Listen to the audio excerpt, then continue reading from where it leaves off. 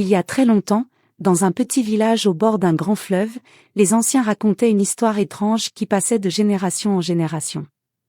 Ce fleuve, large et profond, était la richesse du village. On y pêchait du poisson, on y lavait les habits, on y puisait de l'eau pour boire et cuisiner. Mais on disait aussi que ce fleuve n'était pas seulement un lieu de vie, il abritait un secret. Chaque enfant grandissait en entendant la même légende. Les grands-mères disaient, en regardant la lune se refléter sur l'eau: ne t'approche pas trop la nuit. Car quand la lune brille, la sirène sort du fleuve. La sirène était décrite comme une créature magnifique. Son visage ressemblait à celui d'une belle femme, avec de longs cheveux noirs qui flottaient comme des algues. Mais son corps n'était pas totalement humain, en dessous de sa taille, elle portait une grande queue de poisson recouverte d'écailles brillantes. Certains croyaient que la sirène venait pour séduire les hommes et les entraîner au fond de l'eau. D'autres disaient qu'elle apparaissait pour pleurer son sort, car elle n'avait pas choisi cette vie. Quoi qu'il en soit, chaque apparition faisait peur et fascinait en même temps. Les jeunes du village s'amusaient parfois à défier la légende. Ils allaient jusqu'au bord du fleuve la nuit, espérant voir la sirène. Mais les anciens leur criaient toujours: ne jouez pas avec ce qui nous dépasse.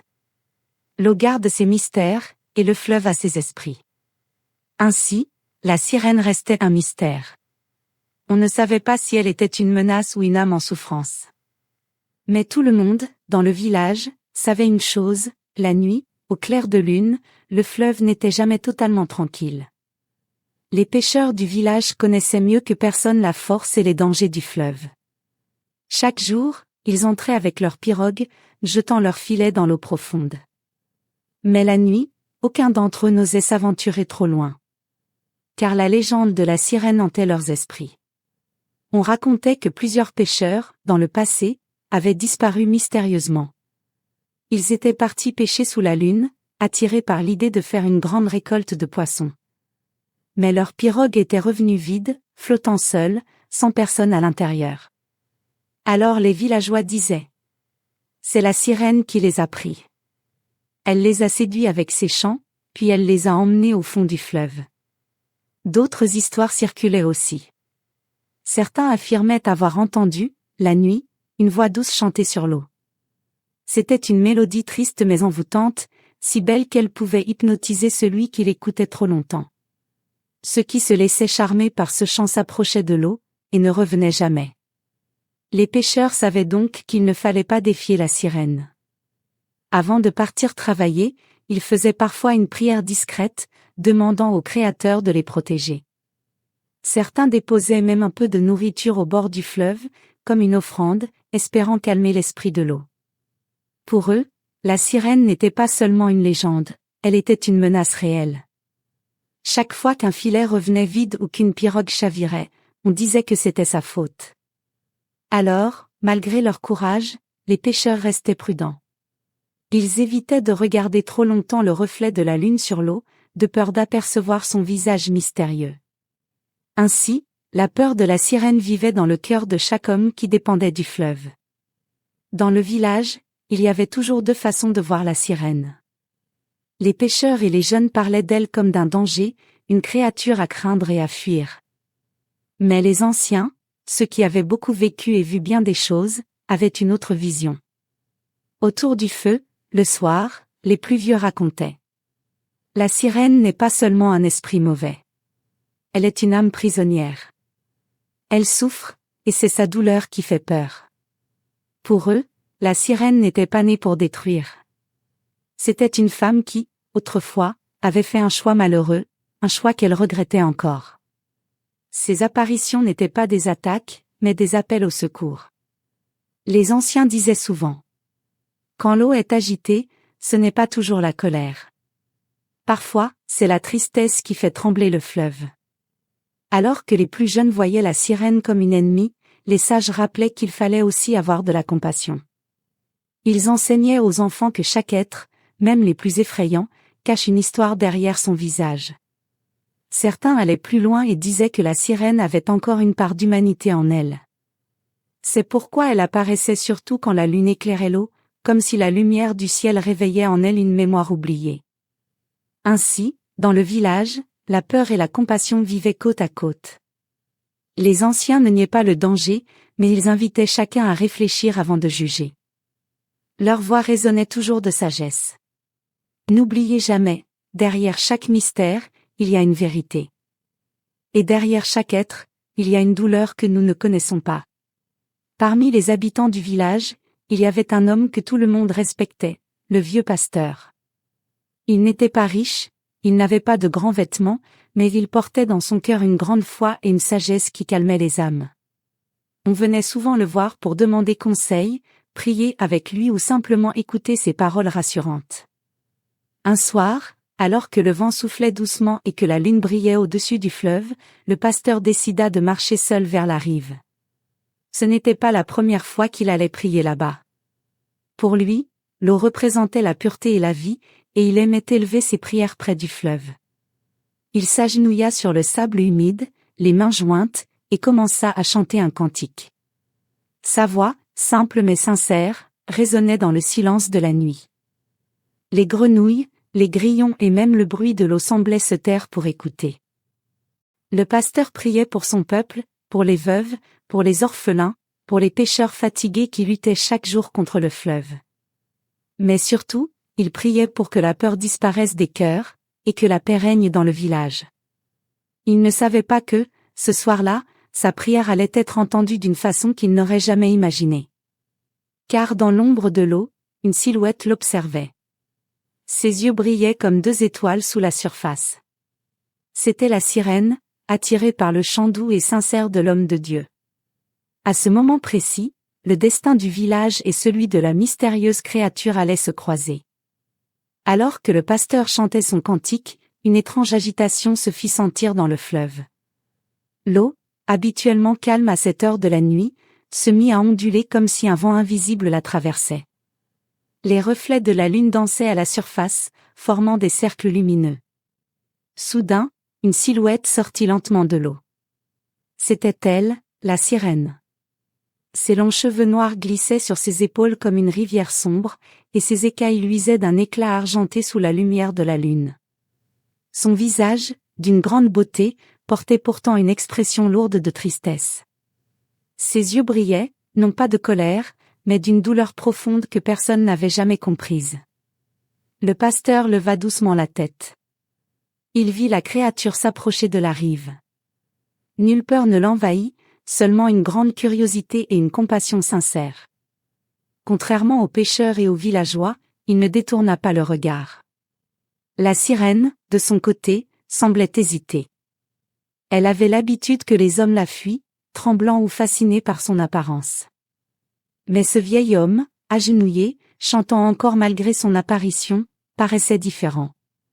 Finalement, elle brisa le silence de sa voix claire, une voix qui ressemblait à un écho venu des profondeurs.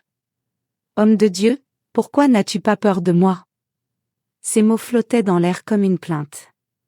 Ce n'était pas une menace, mais une question sincère, presque un appel. La lune, témoin silencieuse de cette rencontre, éclairait la scène d'une lumière douce. Le fleuve, lui, semblait s'être apaisé, comme s'il attendait la réponse du pasteur. Le pasteur resta immobile quelques secondes, les yeux fixés sur la créature qui venait de lui parler. La question résonnait encore dans l'air. « Homme de Dieu, pourquoi n'as-tu pas peur de moi ?» Tout autre homme aurait fui en courant, mais le pasteur sourit doucement. Sa voix était calme, presque comme une caresse. « Parce que je vois en toi une âme et non un monstre. » Ces mots simples frappèrent la sirène comme une vague inattendue. Toute sa vie, ou plutôt toute sa longue existence dans l'eau, elle n'avait entendu que des cris de peur, des injures ou des prières pour la chasser. Jamais personne ne l'avait regardée autrement que comme une menace. Elle resta silencieuse, troublée. Ses yeux s'embuèrent légèrement, comme si une larme, chose rare pour une créature des eaux, voulait couler. Elle avança encore un peu vers la rive, laissant apparaître clairement sa grande queue de poisson recouverte d'écailles argentées. Le pasteur, lui, ne bougeait pas. Il n'avait pas d'armes, pas de peur, seulement la force tranquille de sa foi et de sa compassion. Ses mains restaient jointes, comme s'il priait toujours, mais ses yeux exprimaient une grande tendresse. La sirène murmura d'une voix tremblante. Toute ma vie, on m'a traité comme une malédiction. Et toi, tu dis que je suis une âme? Le pasteur hocha la tête. Oui, car Dieu ne crée pas de monstres. Même dans la souffrance, ton cœur peut encore être sauvé. Ces paroles ouvrirent en elle une brèche. Pour la première fois depuis longtemps, elle sentit qu'on ne la regardait pas comme une ennemie, mais comme un être vivant, digne d'écoute et de compassion. La sirène resta un moment silencieux, fixant le pasteur avec une intensité qu'il n'avait jamais vue. Puis, d'une voix douce mais chargée de tristesse, elle commença à parler. Chaque mot semblait sortir du fond de son cœur, comme si elle déposait enfin un lourd fardeau.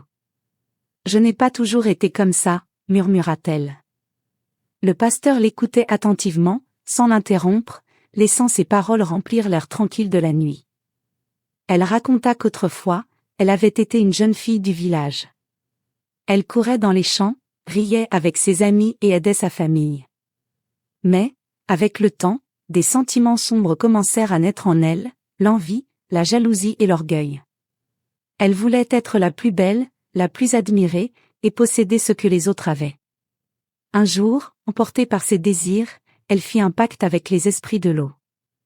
Ils lui promirent beauté, pouvoir et richesse. Mais en échange, elle fut condamnée à vivre à moitié dans le fleuve et à moitié dans le monde des hommes, seule et incomprise. « J'ai cru que j'avais gagné, dit-elle, la voix tremblante, mais j'ai tout perdu. Je ne pouvais plus vivre avec les humains, et je ne pouvais pas non plus revenir en arrière. Depuis, je suis prisonnière de mes choix. » Ses yeux brillaient d'une lumière mélancolique sous la lune.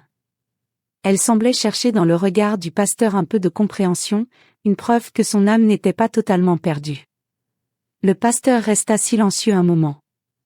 Il savait qu'il était face à une créature qui avait beaucoup souffert, mais qui, au fond, restait capable d'aimer et de changer. Et c'est ainsi que la sirène, pour la première fois depuis des années, confia toute sa douleur à un être humain. La sirène continua son récit, la voix tremblante mais claire. Elle expliqua au pasteur comment elle avait conclu ce fameux pacte avec les esprits de l'eau.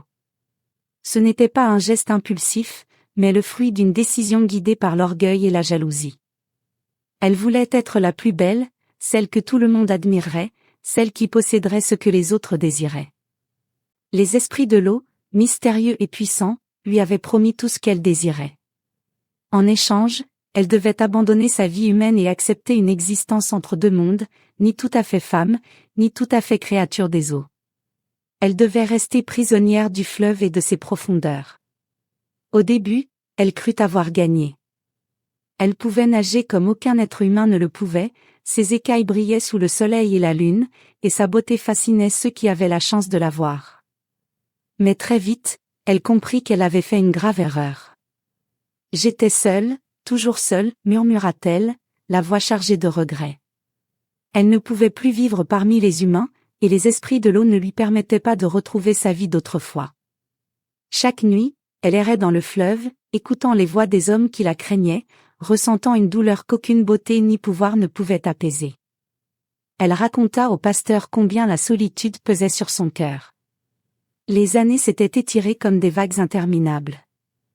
Elle voulait retourner en arrière, mais rien n'était possible. Elle était prisonnière de son propre choix. Le pasteur l'écouta avec une grande patience. Il comprit que cette créature, bien qu'effrayante pour les autres, avait surtout besoin de compassion et de pardon. Le véritable pouvoir, pensa-t-il, n'était pas celui offert par le pacte, mais celui de choisir de se libérer de la colère et de la douleur. Et c'est à ce moment que le pasteur sut qu'un accord devait être proposé, un accord capable de changer le destin de la sirène. La sirène baissa les yeux vers l'eau sombre du fleuve. Sa voix tremblait, mais chaque mot portait le poids de sa longue existence. « Pasteur, je suis fatiguée. Fatiguée de nager seule dans ces eaux, fatiguée d'attendre que quelqu'un comprenne ma douleur. » Elle expliqua que chaque jour était semblable au précédent. Les siècles passaient, mais sa solitude restait la même. Elle n'avait ni amis, ni famille, ni compagnons. Même les animaux du fleuve semblaient l'éviter, comme si elle portait en elle une aura de tristesse et de regret. Je n'ai plus la force de lutter contre mon destin. Je voudrais retrouver ma paix, mais les esprits de l'eau ne me laissent pas partir, murmura-t-elle, la voix cassée. Ses yeux brillaient sous la lune, reflétant des émotions que le pasteur n'avait jamais vues auparavant. Elle n'était pas une créature cruelle ou mauvaise, mais une âme qui avait trop souffert. La fatigue ne venait pas seulement de son corps ou de sa longue vie, mais de son cœur blessé par ses choix et par la solitude. Le pasteur l'écoutait attentivement, sentant chaque mot pénétrer son âme. Il comprit que cette créature n'avait besoin ni de colère, ni de peur, mais de compassion, de pardon et d'une chance de se libérer de ses regrets. « Pasteur, ajouta-t-elle enfin, d'une voix presque suppliante, peut-être que quelqu'un pourra m'aider à trouver le repos que je cherche depuis si longtemps. » À ce moment précis, le pasteur sut que c'était son rôle. Il devait lui offrir non pas un simple conseil, mais une vraie possibilité de rédemption. Car parfois, la fatigue d'une âme n'est pas un signe de faiblesse, mais un appel silencieux à être compris et aimé. Et c'est ainsi que la rencontre entre l'homme de Dieu et la sirène prit un tournant décisif. Le pasteur observa la sirène. Il voyait la tristesse dans ses yeux, la fatigue qui pesait sur son cœur. Il comprit que ce n'était pas la peur ou la colère qui devaient guider leurs actions, mais la compassion et la sagesse. Après un long moment de silence, il parla doucement. « Écoute-moi, créature du fleuve. Je ne peux pas briser le pacte que tu as conclu avec les esprits de l'eau. Mais je peux te proposer quelque chose d'autre, quelque chose qui pourrait libérer ton cœur. » La sirène pencha légèrement la tête, curieuse mais méfiante. Elle avait connu tant de déceptions et d'échecs qu'elle ne croyait plus facilement aux promesses. « Si tu acceptes de pardonner à ceux qui t'ont blessé et de renoncer à la vengeance que tu portes dans ton cœur, alors je prierai pour toi, continua le pasteur. Je prierai non pas pour briser ton sort, mais pour que ton âme trouve enfin la liberté et la paix. » La sirène resta silencieuse. Pardonner, renoncer, ces mots étaient étranges pour elle. Toute sa vie, elle avait nourri la colère et la rancune. Ses pouvoirs, sa force et sa survie même dépendaient de cette colère. Mais en regardant le pasteur, elle vit la sincérité dans ses yeux. Il n'y avait aucun mensonge, aucune peur, seulement une foi profonde et un amour désintéressé. « C'est difficile, tellement difficile, murmura-t-elle, les larmes aux yeux. « Je sais, répondit le pasteur doucement. Mais la liberté commence là où le pardon commence. Même ton cœur peut se libérer si tu choisis l'humilité et la paix. » À ce moment-là, la sirène sentit quelque chose changer en elle. Une petite flamme d'espoir s'alluma dans sa poitrine. Peut-être, pour la première fois depuis des siècles, elle pourrait trouver le repos. Le pasteur attendit en silence, respectueux.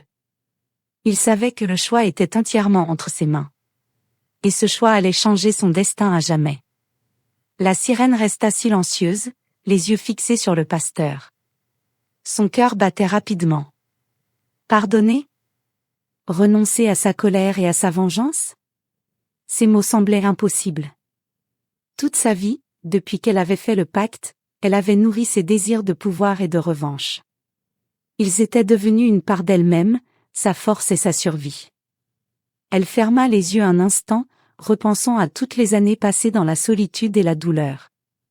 Les rires qu'elle avait entendus depuis le village, mais auxquels elle n'avait jamais participé. Les voix des humains qu'elle avait cru aimer mais qu'il avait craint et fui. Elle sentit une immense fatigue envahir son corps et son âme. « Et si je fais ce choix, est-ce que je pourrai vraiment retrouver la paix ?» murmura-t-elle. Le pasteur, les mains jointes et le regard bienveillant, ne répondit pas immédiatement. Il la laissa réfléchir. Puis, d'une voix douce, il dit : « Le vrai courage n'est pas de rester dans la colère ou la peur. Le vrai courage est de pardonner, même quand c'est difficile. Ton âme le mérite. » La sirène sentit un poids se détacher de ses épaules. La tentation de rester prisonnière de sa colère était forte, mais plus forte encore était l'envie de paix, de lumière et de rédemption. Elle inspira profondément, laissant ses écailles scintiller sous la lune, et prit une décision. « Très bien, je choisis de pardonner. » Je choisis de lâcher ma colère et de laisser mon cœur se libérer. À ces mots, une sensation étrange traversa son corps. Une chaleur douce, comme un rayon de soleil au milieu de l'hiver, monta de son cœur jusqu'à son esprit. Elle avait fait le choix le plus difficile de sa vie, mais aussi le plus beau. Le pasteur sourit, sachant que ce moment changerait à jamais le destin de la sirène et du village.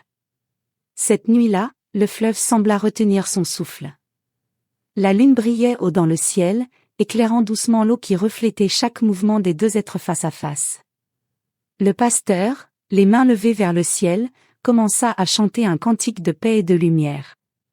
Sa voix résonnait sur l'eau, douce et réconfortante, comme un baume pour une âme blessée depuis des siècles. La sirène, debout au bord du fleuve, sentit un changement profond en elle. La colère, la tristesse et la solitude qui l'avaient accompagnée si longtemps commençaient à se dissoudre. Chaque mot du chant semblait pénétrer son cœur et purifier ses souffrances. Puis, lentement, quelque chose d'incroyable se produisit.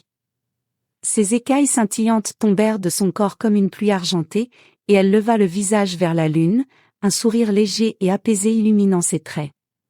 Ses bras s'étendirent, comme pour embrasser la nuit entière, et une brume douce monta du fleuve, enveloppant la sirène dans une lumière tendre et chaleureuse. C'était comme si l'eau elle-même célébrait ce moment, le fleuve s'apaisa, les vagues devinrent calmes et le vent murmura une mélodie douce. La sirène, dans un dernier sourire, se transforma en milliers de gouttes argentées qui s'élevèrent vers le ciel. Son âme, enfin libérée, flottait comme une brume légère, libre de toute douleur et de toute rancune. Le pasteur resta un instant silencieux, contemplant cette transformation.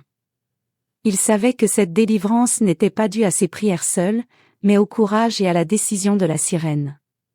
Elle avait choisi le pardon, et par ce choix, elle avait retrouvé la paix. Le fleuve, maintenant calme et limpide, reflétait la lumière de la lune comme jamais auparavant. Le village tout entier allait bientôt comprendre que quelque chose de miraculeux venait de se produire cette nuit. Le lendemain matin, les villageois remarquèrent quelque chose de différent au bord du fleuve. L'eau était plus claire que jamais, calme et scintillante sous le soleil. Les pêcheurs, intrigués, s'approchèrent et trouvèrent le vieux pasteur assis sur le sable, le regard paisible et serein. Ils s'inquiétèrent et lui demandèrent : « Pasteur, qu'est-ce qui s'est passé cette nuit ? Pourquoi l'eau est-elle si tranquille ? » Le pasteur leur raconta alors toute l'histoire. Il leur parla de la sirène, de son pacte, de sa souffrance et surtout de son choix courageux de pardonner et de renoncer à la colère. Les villageois écoutaient, fascinés et parfois incrédules. Certains pensaient que ce n'était qu'une légende, mais le calme et la beauté du fleuve parlaient d'eux-mêmes. Le pasteur conclut avec une voix douce mais ferme. Aucun cœur n'est perdu quand il accepte de pardonner. Même les fautes les plus lourdes peuvent trouver la paix si on choisit l'humilité et la rédemption. Les pêcheurs comprirent alors que la peur qu'ils avaient de la sirène n'était pas tout à fait justifiée. Elle n'avait jamais été un monstre, mais une âme blessée qui cherchait la paix.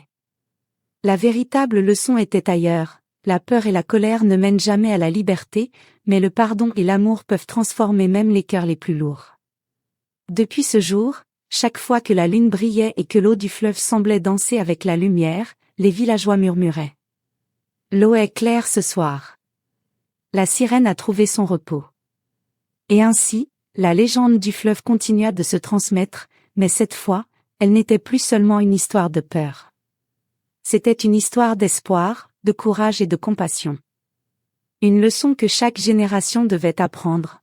Pardonner libère, et la paix commence dans le cœur de celui qui choisit de ne plus haïr.